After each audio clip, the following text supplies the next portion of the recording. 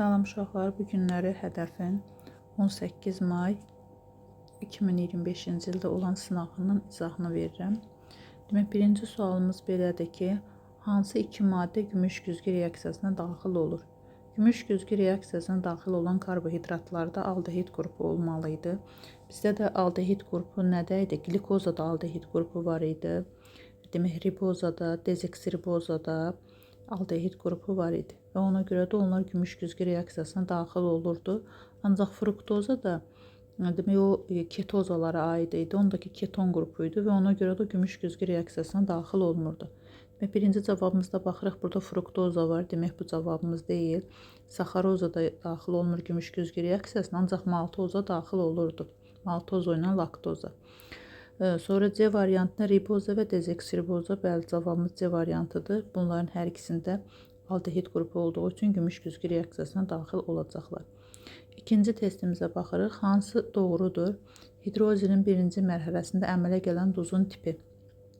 Demək, biz demişdik ki, əgər əsas zəifdirsə, hidrolizin birinci mərhələsində əsasi duz alınır. Demək, əsas zəif olanda nə alınacaq? Əsasi duz. Turşu zəif olanda isə nə alınacaq? Turşsuz alınacaq. Birincidə baxırıq, dəmir demək 2 nitratdır, ya bu 3 nitratdır, dəqiq oxunmur. Dəmirin duzudur, yəni dəmirlə nitrat turşusundan əmələ gələn duzdur.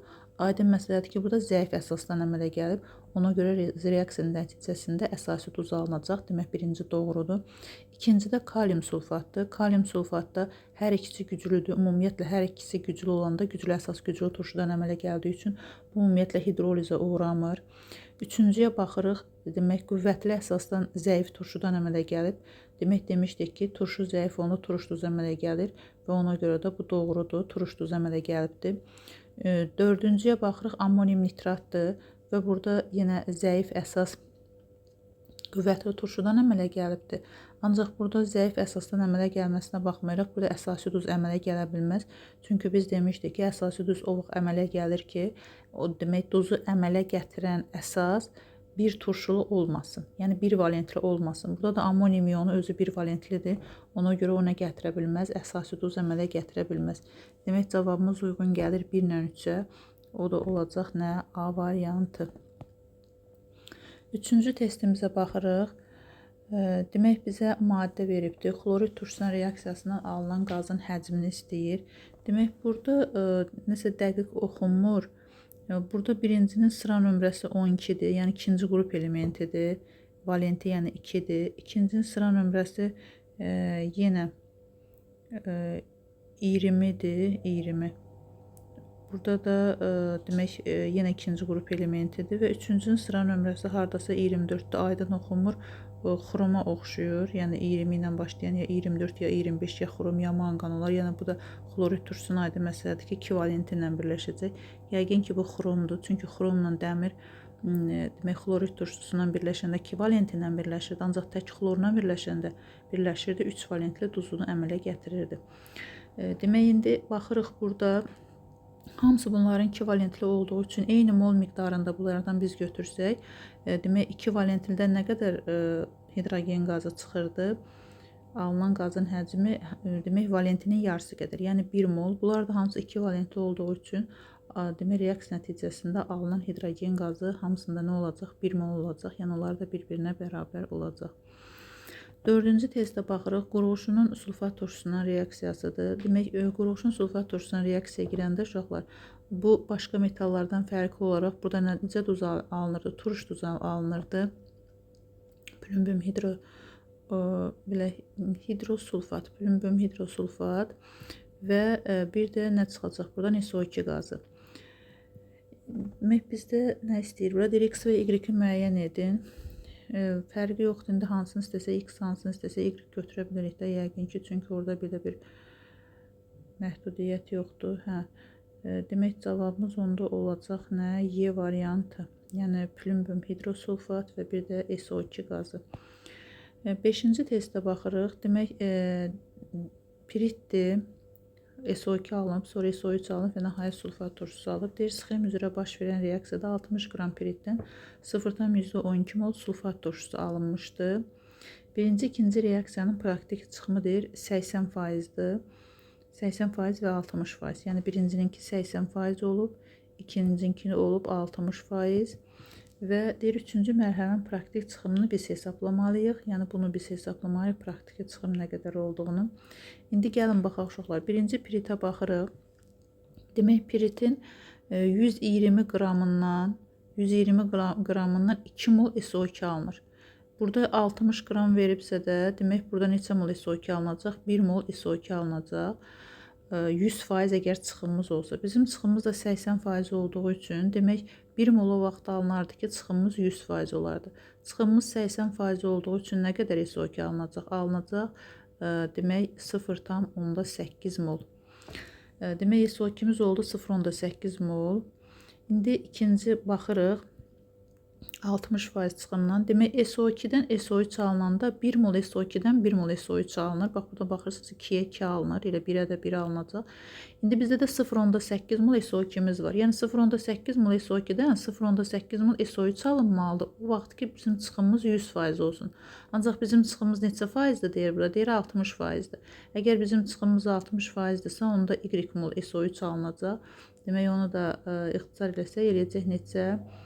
0,48 mol alınacaq bizim SO3'ümüz. 0,48 mol oldu. Sonra gəlirik burada indi alınan sulfat turşusunun, demək, baxırıq nə qədər sulfat turşusu alınıb bundan. 0,12 mol. Yəni SO3-dən də 1 mol SO3-dən 1 mol sulfat turşusu alınır uşaqlar. Ona görə 0,48-dən 0,48 mol sulfat turşusu alınmalıydı. Çıxımımız 100% olanda. İndi bizim çıxımımız 100% olunmayıb, olubdur. Demək, az olub da çıxımımız və ona görə də 0,12 mol sulfat turşusu alınıb. Demək, bunu tapsaq buradan, burada qalar 1, burada qalar 4, o da eləyəcək neçə faiz? 25%. Demək, sulfat turşumuzun çıxımı burada, yəni X-ımızı tapdıq ki, 3-cü mərhələdə reaksiyamızın çıxımı neçə faiz imiş? 25% imiş. 6-cıya baxırıq. A və B-ni deyir, müəyyən edin. Bizə veribdir metan qazı və bir də hidrogen qazı. Qaz halında olan maddə metana görə, demək, metana görə, hidrogenə görə nisbi sıxlığı. Hə, bizə demək, bir qaz veribdir, demək, X qazı. Demək, X qazının metana görə sıxlığı 4-ə bərabərdir. Metana görə sıxlığı 4-ə bərabərdir, o deməkdir ki, həmin bizim o X qazımızın emerini, metanın emeri neçədir? 16. 16-ya böləndə bu tapıb neçə? 4. Demək, X qazımızın emeri nəyə bərabər imiş? 64-ə bərabər imiş. Demək, metana görə 4 imiş. Deyir, indi hidrogenə görə biz, hidrogenə görə sıxlığını soruşur. Hidrogenə görə sıxlığını soruşanda, ayda məsələn ki, 32 eləyəcək hidrogenə görə sıxlığı.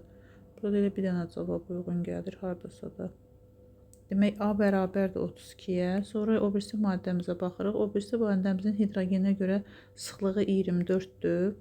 Yəni, həmin maddə hansı maddə imişsə, onu götürüb hidrogenin emerinə böləndə, yəni 2-də hidrogenin emerini, bu tapıb 24. Demək, maddənin emeri nəyə bərabər imiş? X maddəmizin emeri bərabər imiş 48-ə. Yəni, 48 imiş. Və o 48-i də əgər biz onun metana görə nisbi sıxlığını tapsaq, yəni onu 48-16-ya bölənə tapırıq neçə? 3. Edə bir dənə C variantı uyğun gəlir. 6-cı testimizlə davam eləyirik. Yox, 6-cı testimiz buydu deyəsən. Bu neçənci idi? Bu elə 6-cı idi. 7-ci testimizlə davam eləyirik. Demək, 7-ci testimizə baxırıq. Bizə burada veribdir. Mis-2 nitratın suda məhlulun elektroliz məhsullarının mol sayının zamandan asılı qrafikinə əsasən oksidləşdiricinin aldığı elektronlarının sayını hesablayın. Demək, əvvəlcə burada nə edirik? Mis-2 nitratın elektroliz tənliyini yazmaq lazımdır və sonra onun elektroliz tənliyini əmsallaşdırmaq lazımdır. Demək, pozitiv metalda, katodda metal, anodda oksigenli duzdur və məhlulda da nə alınacaq? Nitrat turşusu alınacaq. Həmişə demişik, əmsallaşmanın hardan başlayırıq? Anoddan başlayırıq. Yəni, oksigenin sayından suda olan oksigenin sayını birinci düzəltmək lazımdır. Çünki elektroliz zamanı oksigen də, hidrogen də həmişə sudan çıxır. Sonra sağ tərəfdə hidrogenimizin sayını düzəldirik, azotun sayını və nəhayət misin qabağına da bir kəm salı düşür. Və burada görürük ki, uşaqlar, birinci maddə aydın məsələdir ki, bu olacaq nə? Nitrat turşusu ən yuxarıda duran, yəni bu bizim HNO3-müzdür. İkinci alınan məhsullar içərisində bu bizim misdir və üçüncü isə oksigendir. Və buradan görürük ki, burada misdən neçə mol alınıb? Bax, burada misdən alınıb 4 mol. Bu 4-dür və bizdən neçə mol alınıb? 2 mol alınıbdır. Və bizdən soruşur ki, elektrolizin mol sayını zamandan asılı qrafikdən əsasən oksidləşdiricinin aldığı elektronların sayını müəyyən edin. Burada oksidləşdirici nədir uşaqlar? Misdir. Neçədən neçəyə gəlib? Müsbət 2-dən gəlib 0-a. Yəni bizim normal nəzəri tənliyimizdə 2 mol mis müsbət 2-dən 0-a gəlib və biri 2 elektron, ikisi neçə elektron alıb? 4 elektron alıb. İndi burada da 4 mol mis əmələ gəlib. 4 mol mis, yəni 2 mol mis əmələ gələndə reaksiya nəticəsində 4 elektron alırsa, onda 4 mol mis alınıbsa da reaksiya nəticəsində onda x qədər elektron alıb. O da neçə elektron eləyəcək? 8 elektron eləyəcək. 8 yana qədər cavabımız olacaq D variantı. Hidratlaşma prosesini əks etdirən sxemləri deyir müəyyən edin. Yəni hidratlaşma biz bilirdik ki, doymamış karbohidrogenlərdə hidratlaşma baş verir. Yəni hidratlaşma doymamış karbohidrogenlərin özünə su birləşdirməsidir. İndi birinciyə baxırıq. Etindir, demək alkindir. N-dan etanol alınıb. Alkinin demək etin burada asetilendir da, yəni biz bunu tarixi adı asetilendir. Asetilin özünə su birləşdirəndə alınırdı sirkə aldehidi və yaxud da etanol. Demək, birinci nədir? Hidratlaşma reaksiyasıdır və bir dənə alkinin hidratlaşmasından aldehid alınırdı. Qalan bütün alkinlərin hidratlaşmasından nə alınırdı? Keton alınırdı. Ona görə birinci cavabımız düzdür. Etenden etanol alınır. Yox, etenden etanol alınmaq bu hidratlaşma reaksiyası deyil.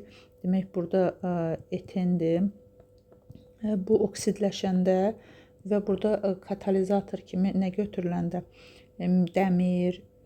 Dəmir, mis götürüləndə burada alınırdı nə? Aldehid alınırdı və ona görə də bu nə reaksiyası deyil? Hidratlaşma reaksiyası deyil. İkinci səhvdir. Üçüncü etandan etanol alınır. Bəli, etanolun üzərinə su gələndə bu zamanları biz alırdıq etanol və deyirdik ki, bir dənə yalnız etanın hidratlaşmasından birli spirt alınır. Qalan alkinlər hidratlaşmasından ikili spirt alınır. Ona görə cavabımız 1 ilə 3 doğrudur. Butenindən də butan alınma burada hidrogenləşmədir. Yəni doymuşa keçib də N-an şəkilçisinə keçib. Ona görə hidrogenləşmədir. Bu da daxil deyil. Cavabımız olacaq nə? A variantı 1 ilə 3. 9-cu testimizə baxırıq. 9-cu testimizdə deyir ki, tənliyində oksidləşdirici və reduks edici maddələri müəyyən edin. Burada demək silisium 0-dan gəlib neçəyə? Müsbət 4-ə. Yəni 0-dan müsbət 4-ə gəlibsə bu nədir? Reduksiya edici. Azotumuz da müsbət 5-dən gəlib müsbət 2-yə. Yəni burada nitrat turşumuzda nə olacaq? Oksidləşdirici. Ona görə cavabımız uyğun gələcək A variantına. 10-cu testimizə baxırıq. Hansı reaksiyada alınan A maddəsi gümüş bir oksidi amoniakda məhlulundan reduksiya edir? Yəni gümüş bir oksidi amoniakda məhlulunda reduksiya edir. Yəni gümüş bir oksidin amoniakda məhlulu reaksiya daxil olur. Aydın məsələdir ki, bu nə olmalıdır? Alken olmalıdır da reaksiya nəticəsində. Alken alınmalıdır. Ya alkin alınmalıdır burada gümüş bir oksidin, çünki amoniakda məhlul ilə ya alkinlər, alkin yox alkin, ya alkinlər reaksiya daxil olur, ya da ki, demək, aldehidlər. Demək, birinci reaksiyada mürəkkəb efir alınır, ikinci reaksiyada alkanların xlorlu birləşməsindən xlor metan alınır, bu deyil. Üçüncü reaksiyada spirt alınır, bu da gümüş bir oksidin amoniakda məhlul reaksiya daxil olunur. Dördüncü reaksiyada elə bayaqki reaksiyada Kucherov reaksiyası alınacaq sirkə aldehidi. Və ona görə də aldehidlər də gümüş bir oksidin amoniakda məhluluna gümüş güzgü reaksiyasına daxil olub turşuya çevrildiyi üçün cavabımız olacaq D variantı. 11-ciyə baxırıq. Hansı metaldan hazırlanmış lövhəni mis 2 sulfat məhluluna daxil etdikdə məhlulun kütləsi azalar? Demək, məhlulun kütləsi o vaxt azalır ki, uşaqlar, reaksiya daxil olan metal, demək, reaksiyada həll olan duzun tərkibindəki metaldan A-yeri kiçik olsun. Yəni A-yeri kiçik olanda onda artıq həll olan duzun kütləsi azalacaq. Ona görə də məhlulun kütləsi azalacaq. Məsəl üçün misin burada A-yeri 64-dür. Dəmirinki 56-dır. Yəni burada artıq mis reaksiya nəticəsində mis çıxardacaq, demək dəmir misi çıxardacaq və özü birləşəcək duza. Ona görə duzun kütləsi azaldığı üçün məhlulun kütləsi də azalacaq. Ancaq sinkdə 65-dir. Ona görə bu əksinə artacaqdır. Maqneziumda 24-dür. Bunda da azalacaq. Çünki misin A yerindən maqneziumun A yeri kiçikdir. Ona görə cavabımız olacaq 1 ilə 3 D variantı.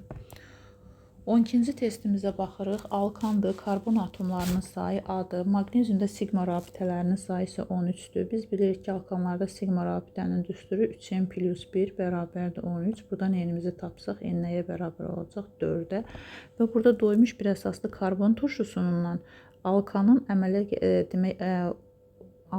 karbon atomlarının sayı bərabərdir. Yəni biz alkanda tapdıq 4-dür. Demək karbon turşusunda karbonun sayı, doymuş bir əsaslı karbon turşusunda karbonun sayı 4 olacaq. Və indi bizdən nə istəyir? Deyir ki, deyir doymuş bir əsaslı karbon turşusunda sigma rabitələrin sayını, yəni x-i biz tapasıyıq. Bunlarda da karbon turşularında da ümumi formulu CnH2nO2 idi. Yəni ümumi atomların sayı 3n + 2-yə bərabərdir. Sigma rabitənin sayı atomların sayından bir vahid əksik olduğu üçün 3n + 1-ə bərabərdir. O da n-imiz nəyə bərabərdir? 4-ə. 3-ü vurub 4-ə, üstə də 1 gəlsə neçə eləyəcək? 13. Cavabımız olacaq C variantı. 13-cü testə baxırıq. Doymuş birli aminin 1 molunun tam yanmasından alınan qazlar qarışığının kütləsi bu aminin nisbi molekul kütləsindən 27 qram çox olarsa. Doymuş birli aminlərdə uşaqlar, demək onlarda formul belədir. CnH2n + 1 NH2. Demək bunlar yandıqda bu zamanları yadımızda saxlayırıq ki, həmişə 0,5 mol azot alınır. 0,5 mol azot və aydın məsələdir ki, n molda nə alınacaq? Karbon qazı alınacaq və buradan da bir də su çıxır. İndi bizdə burada əsas qazlar lazım olduğu üçün bizə nə deyir? Deyir ki, tam yanmasından alınan qaz qarışığının kütləsi. Qaz qarışığının kütləsi nə olacaq? 0,5 mol azotdursa 14 + bu da 44 demiri eləyəcək 44 n. Qaz qarışığının kütləsi demək bu aminin nisbi molekul kütləsindən 27 qram çox olarsa, yəni bax bu çox olduğu üçün aminin də mR-ni biz hesablasaq neçə eləyəcək? 14 n + 17. Demək 14 n + 17 və qaz qarışığının kütləsi aminin nisbi molekul kütləsindən 27, üstünə də 27 gəlib. Biz bunları bir-birinə bərabərləşdirə bilərik. Və buradan da nə eləyəcək? 30 n bərabərdir. Buradan indi 34, elə 30, bu da n də 1 çıxacaq. N də bərabərdir 1-ə. Demək bu nəymiş? Demək deyir ki, amin molekulunda karbon atomlarının sayını müəyyən edin. Metil amin imiş da bu. Metil amin, yəni bir dənə karbonu var imiş. Cavab olacaq nə? A variantı. Sonra gəlirik 14-cü testimizə. 400 qram 4% bromlu su məhlulu ilə tam reaksiya sərf olunan divinilin həcmini hesablayın.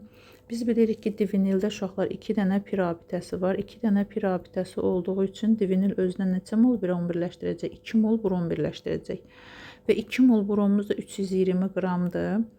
Və 22,4 litr özünə 320 qram brom birləşdirirsə, onda gəlin baxaq görək bu neçə qram bromuymuş. 400 qram 4% eləyəcək 16 qram. Brom özünə x litr nə birləşdirəcək? Demək, divinil birləşdirəcək. O da eləyəcək 1,12 litr. Cavabımız olacaq C variantı. 15-ci testə baxırıq. Bizə glikoza verib, qıcqırmasından görürük 3 məhsul alınıb. Demişdik, reaksiyanın qıcqırmasından 3 məhsul alındıqda bu zamanları, demək, bu nə qıcqırmadır? Yağ turşusuna qıcqırmadır. Demək, yağ turşusu CH3, CH2, CH2, COH və buradan alınır karbon qazı və buradan alınır nə? Su. İndi bir də bizə deyir ki, Y-lə Z normal şəraitdə qaz halında olarsa, Y-lə Z normal şəraitdə qaz halında olarsa,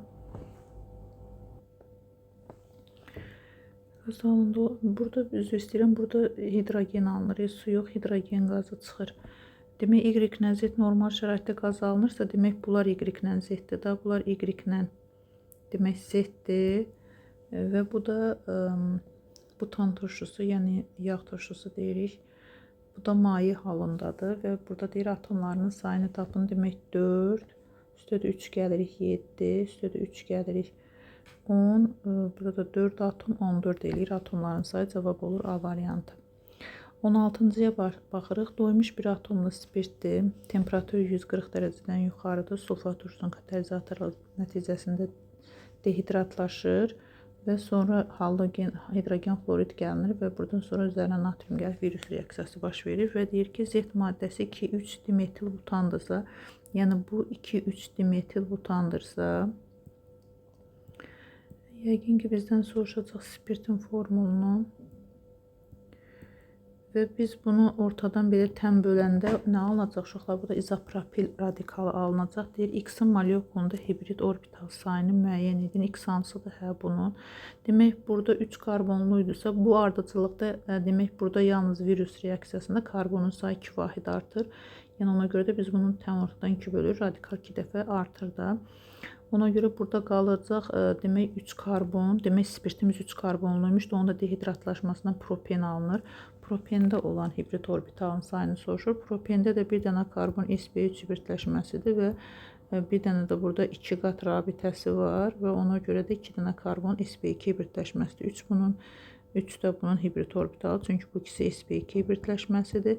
Bir dənə də bu sp3, 4, 10 eləyir hibrid orbitallarının sayı. 17-ciyə baxırıq. Eni müəyyən edin maddələr, adipin turşusu. Adipin turşusu uşaqlar, demək nisbi molekul kütləsi, demək molekulunda sigma rabitələrinin sayı. Adipin turşusunda demək karbon atomlarının sayı. Demək 6 dənə karbon atomu var adipin turşusunun və demək 2 əsaslı turşudur. 2 əsaslı turşudur. Demək buradakı molekulunda sigma rabitələrinin sayını biz tapmalıyıq. Uşaqlar, sigma rabitələrinin sayı atomların sayından bir vahid əksikdir. Demək, burada baxaq, 4 burada, 8 atom burada var. 12, 20 atom var. Demək, sigma rabitələrinin sayı 19-dur. Yəni, atomların sayından bir vahid əskik. Olein turşusunda isə, olein turşusu stearinin dehidrogenləşməsindən əmələ gələn turşudur və 2 hidrogen atomu stearına nisbətən əksikdə olur. Yəni, bir pi rabitəsi olur radikalında. Demək, C17, H33, COOH. Burada da neçə oldu? Demək, burada oldu. Üst toplasaq, bunları eləyəcək 50, 54. 54 eləyəcək. 54-dən də 19 çıxsaq, 6, 30, yox, 4, 34. Burada da demək, bunun sigma rabitələrinin sayı M-dir. Yəni, M-in üstünə 34 gəlsək, 54 eləyəcək. O da eləyəcək nə? Olein turşusunun sigma rabitələrinin sayı. X, Y-i deyir, müəyyən edin. Demək, X maddəmiz hidrogenlə reaksiya daxil olmur, oksigenlə reaksiya daxil olur. Bu, alüminium ola bilər. Sonra o birisi də hidrogenlə daxil olur. Ancaq oksigenlə daxil olmur. Bu da halogendir. Cavabımız B variantıdır. 19-cu testə baxırıq. Demək, A, B və C reaksiyasının tarazlıq sabiti 1 olarsa, tarazlıq halında qabda olan A maddəsinin molyar qatılığını hesablayın. Demək, reaksiya nəticəsində baxırıq ki, uşaqlar, reaksiya daxil olan, demək, bu C-dir, bu da bizdə nədir? B maddəsidir. Yəni, reaksiyada sərf olunan A maddəsi sərf olunub, qalan A maddəsi B qədər qalıb. Demək, reaksiyamızı buradan yazsaq, reaksiyamızı yazsaq A, B alınır və 2 də C alınır. Və biz buradan görürük ki, A-dan nə qədər qalıbsa, B-dən də o qədər alınır. Demək, biz A-nın başlanğıc qatılığını aynən işarə eləsək, biz həmişə demişik ki, öz molu qədər sərf olunur. Yəni, A-dan 1 mol sərf olunursa, bunu X işarə eləyirik. B-dən də 1 mol alınırsa, bunu da X işarə eləyirik. C-dən 2 mol alınırsa, bunun alanını 2X-lə işarə eləyirik. Və bu qrafikdən görürük ki, B-dən X alınıb və A-dan da X qalıb. Yəni, bu başlanğıcda A minus X imiş. Demək, A minus X imiş bu başlanğıcda və X mol sərf olunub və bundan da nə qədər qalıb? Demək, belə yazsaq daha uyğun olar. Demək, başlanğıcda bundan aymış. Sərf olunub A minus X qədər qalıbdır. Bilmirik nə qədər qalıb, ancaq B-dən X qədər alınıb, C-dən də 2X qədər qalıb və biz buradan da görürük ki, B qədər bizim A-mız qalıb. Demək, qalan onda X qədər qalıb da A-dan da. Demək, buradan görürük ki, X qədər sərf olunub, X qədər də qalıb. Demək, onda A başdan nə qədər imiş? 2X qədər imiş də sərf olunub. Demək, X qədəri qalıbdır. İndi bizdən soruşur ki, maddənin tarazlıq halında qabda olan A maddəsinin molyar qatılığını hesablayın. Demək, biz buradan əvvəlcə tarazlıq sabitinə görə tarazlıq sabitimiz 1-dir, 1 bərabərdir. Demək, buradan X-imizi tapırıq. Demək, 2X-in kvadratı 2X-in kvadratı bölünsün X 2X-in kvadratı vurulsun X bölünsün X-ə. X-lar burada gedər. Demək, 1 bərabərdir 2X-in kvadratı. Yox, bu da 4 eləyir da, 4X eləyir elə. 4X-in kvadratı. X-i buradan biz tapsaq, X nəyə bərabər olar? 1 bölünsün 4-ə. O da kök altına düşsə, olacaq 2-də 1. Yəni 0,5. Yəni 0,5 mol nə qalıbdır qabda? Demək, molyar deyir, qabda qalan A maddəsi molyar qatılığını tapın. 0,5 mol A maddəsi qabda qalıb. Hansı reaksiyada təzyiqin artırılması tarazlığı sağa yönəldir? Təzyiqin artırılması tarazlığı sağa yönəldirsə, demək, sağ tərəfdə maddələrin demək, həcmi olmalıdır, az olmalıdır. 4 həcm girib, birinci reaksiyada 2 həcm alınıb, birinci düzdür. İkinciyə ümumiyyətlə təzyiq təsir göstərməyəcək, çünki reaksiya daxil olan qazların, alınan qazların həcmləri bərabərdir və bir də olacaq nə? Üçüncü cavab olacaq 1 ilə 3 A variantı. Sonra baxırıq 21-ci testimizə. Demək, 21-ci testimizdə şərtimiz belədir ki, demək, spirt molekular arası dehidratlaşmasından alınan simmetrik sadə efirin nisbi molekul kütləsi suyun nisbi molekul kütləsindən 28 qram çoxdur. Demək, uşaqlar, spirt dehidratlaşanda da istəyir sadə efir alınsın, istəyir alkin alsın, həmişə 1 mol nə çıxır? Su çıxır. 1 mol suyumuzun kütləsi 18 qramdır. Ondan da 28 qram əgər sadə efirin kütləsi çoxdursa, demək, sadə efirin kütləsi neçə qramdır? 46 qramdır. Deyir, sadə efirin molekulunda sp3, S rabitələrinin sayını tap. Sadə efirlər spirtlərlə sinflər arası izomer idi. Ona görə də onların da formulu CnH2n odur. Emerləri nəyə bərabər olacaq? 14n plus 18 bərabərdir 46-ya. Buradan da 18 çıxsaq 6, 8, 28. N də nəyə bərabər olacaq? 2-yə. Yəni, bunun 2 dənə karbonu var imiş. 2 karbonu var imiş və sadə simmetrik efirdirsə, bu nədir? Demək, dimetil efiri imiş və bizə deyir, neçə dənə sp3, S var. Burada sp3, S 3 dənə burada var, yəni 3 dənə karbon, 3 dənə hidrogenlə birləşib karbon, bir dənə də sp3 birləşmiş karbonu buradadır.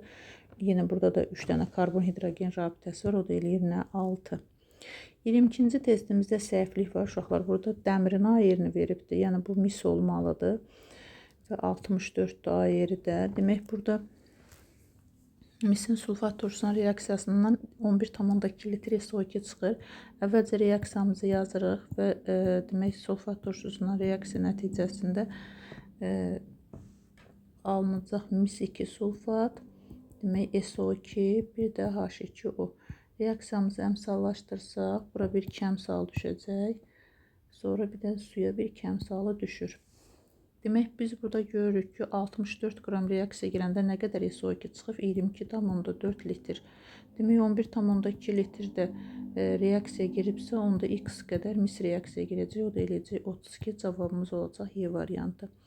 23-ə baxırıq. Müəyyən temperatur reaksiya 45 saniyə ərzində başa çatır. Reaksiyanın sürətini 3 dəfə artırdıqda, yəni ki, V2-nin V1-ə olan nisbəti 3-ə bərabər olubdur.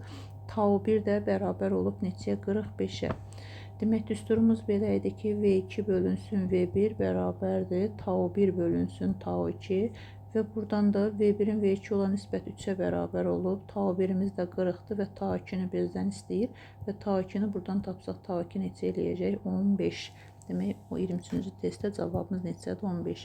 24-cü testdə baxırıq. 500 qram 20% mis 2 sulfat məhluluna 0,2 mol mis kuporosu əlavə eləyib uşaqlar. 0,2 mol mis kuporosu, demək 0,2-ni vursaq 250-yə eləyir neçə qram? 50 qram kuporu əlavə eləyib. Biz baxırıq ki, 250 qram mənim mis kuporum olanda içərisində 160 qram duz olur. Bəs 50 qram mis kuporosu olsa içində nə qədər duz olacaq? İksod eləyəcək 32 qram mis. İndi buradan baxırıq ki, birinci 500 qram 20%-da isə mənim 500 qram 20%-ni tapsam 100 qram mənim burada duzum var. İndi soruşur ki, ikinci dəfə bu mis kuporosunu əlavə edəndən sonra mənim nə qədər məhlulun, mis sulfat məhlulun kütlə payı neçə olub? Demək, əvvəlcə 100 qram mənim duzum var idi. Sonra əlavə etdiyim mis kuporosunun tərkibində isə 32 qram duz var. Məhlulumun kütləsi isə əvvəlcə 500 qram idi. Mis kuporosu da oraya 50 qram əlavə etdikdə, yəni biz burada duzun kütləsini mis kuporosunda orada həm su, həm duz var da, duzun kütləsini ayırdıq, məxrəcdə yazdıq. Ancaq aşağıda həm duzun, həm suyun kütləsini, yəni kuporonun təmiz öz 50 qram kütləsini yazırıq və vurulsun nə? 100%. Yəni buradan biz nə edirik? Təzədən ikinci məhlulumuzun qatılığını tapırıq. O da bərabərdir. Aşağıda 550, yuxarıda 132 vurulsun 100, 2, burada qalsa 11. Bu da eləyəcək 264-ü 11-ə böləndə eləyəcək 24%. Yəni ikinci dəfə bizim məhlulumuzun qatılığı olub 24%. Aseton molekulunda karbon atomlarının sayı ümumi atomların sayı neçə faizini təşkil edir? Aseton molekulunda 3 dənə karbon atomu var və ümumi atomlarının sayı isə 10-dur. Yəni 3 onun neçə faizini təşkil edəcək? 30%-ni təşkil edəcək. Alüminium xloridin suda məhlulundan 12 mol iyon alınıb uşaqlar. Alüminium xloridin molekulunun iyonlara biz ayırsaq, bir dənə alüminium, 3 dənə xlor iyonu var. Və buradan görürük ki, demək 1 molundan 3 mol iyon alınır və 12 mol əgər iyon alınıbsa, x mol neyinib? İyonlara ayrılıb, yəni dissosiasiya edib, o da eləyir 4 mol. Yəni 4 mol iyonlara ayrılıb və o deyir ki, duzun dissosiasiya dərəcəsi 60%-dir. Yəni 60% iyonlara ayrılıbdır. Yəni 4 molu neçə faizdir? 60%-dir. Onda 40% nə qədərdir? Və axırıncı cümləsində də bizdə istəyir ki, duzun dissosiasiya etməmiş mol sayını hesablayın. Yəni 60% dissosiasiya edib, 40% dissosiasiya etməyib. O da eləyəcəkdir neçə? 2 mol. Yəni 2 mol dissosiasiya etməyib. 27-yə baxırıq, deyir uyğunluğu müəyyən edin. Demək, birinci reaksiya nəticəsində hidrogen alınıb, bizim B, yox, burada alınmır, nitrat turşusudur, qatı sulfat turşusudur, burada da alınmır. Demək, burada alınacaq D variantında duru sulfat turşusudur, D-də hidrogen çıxacaq və bir də burada konversiya reaksiyasında burada da hidrogen çıxır, D ilə Y. Sonra xlor alınıb, birinci A variantında xlor alınır, xlorun laboratoriyada alınma reaksiyasıdır. H2S-də natriumun qatı sulfat turşusu reaksiyasından alınacaq, olacaq variantımız nə? C. Sonra gəlir uşaqlar situasiyaya, yəni 4-cü qrup olsa da situasiyası çox da çətin deyil. Demək, müəllim deyir şagirdlərə benzolun propenlə reaksiyasından. Demək, benzol propenlə reaksiya daxil olanda biz bilirik ki, bu zamanlar nə alınır? Demək, tarixi adı kumol və yaxud da izopropil benzol deyilən bir maddə alınır. Demək, belə izopropil benzol və yaxud da kumol deyilən bir maddə alınır və deyir ki, sonra X deyir, həmin A maddəsi, demək, bu bizim oldu A maddəmiz. Həmin kumol oldu A maddəsi. Deyir, həmin A maddəsinin katalitik oksidləşməsinə X və Y maddəsi alınır. Demək, kumolu katalitik biz oksidləşdirsək, uşaqlar, bu zamanları alınırdı nə? Fenolla, bir də aseton, yəni bir fenol alınır, bir də alınırdı aseton üzvü maddəsi, yəni keton. Yəni, bu da bizim X-lə Y maddəmiz. İndi görək hansı X, hansı Y-də deyir. Daha sonra müəllim X adi şəraitdə bərikdir. Yəni, X onda demək fenoldur. Fenol adi şəraitdə bərik. İsti suda çox yaxşı həll olan antiseptik, zəhərli bir maddə idi. Və bromlu suyu məhlulunu rəngsizləşdirir və fenol adi şəraitdə bromlu su ilə reaksiya daxil olurdu.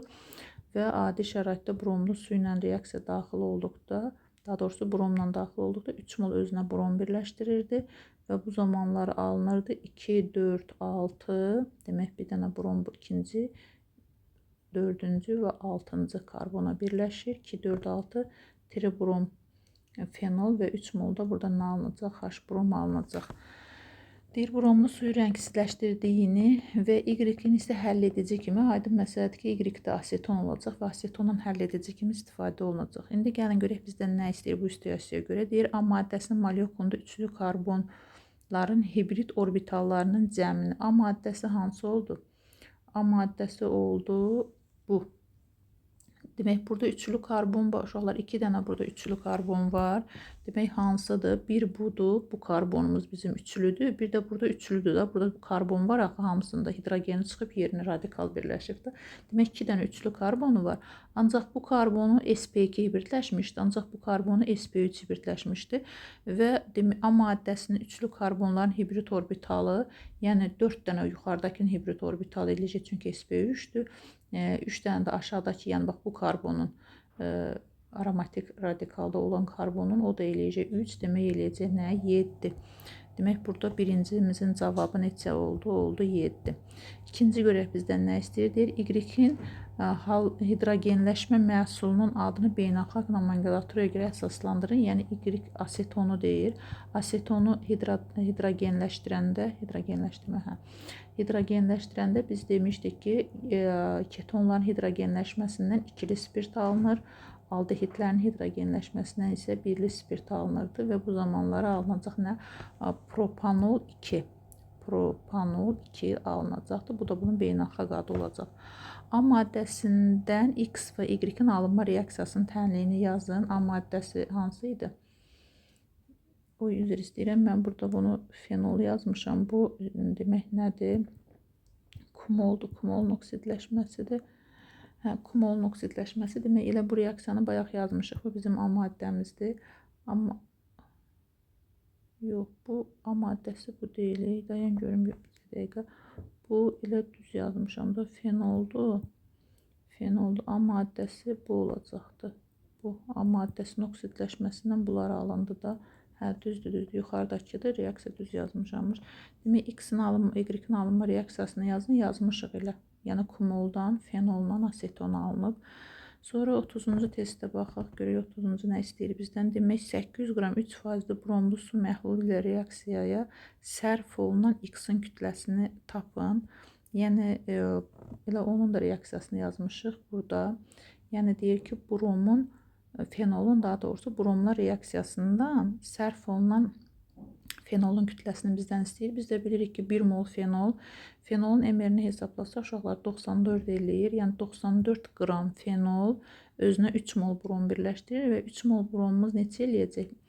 480 qram. Yəni, 94 qram 480 qram birləşdirir. 800 qram 3%-liyi də tapsaq, bu da eləyəcək 24 qram brom. Yəni, 24 qram isə özünə x qram, daha doğrusu qramdan istəyir, sərf olunan X-in kütləsini istəyir. X qram demək özünə nə birləşdirəcək? Fenol birləşdirəcək. Yəni, fenolla reaksiya daxil olacaq və buradan da X-imizi tapsaq, bu da eləyəcək 44,7 qram. Yəni, 30-cunun cavabı olacaq 4,7.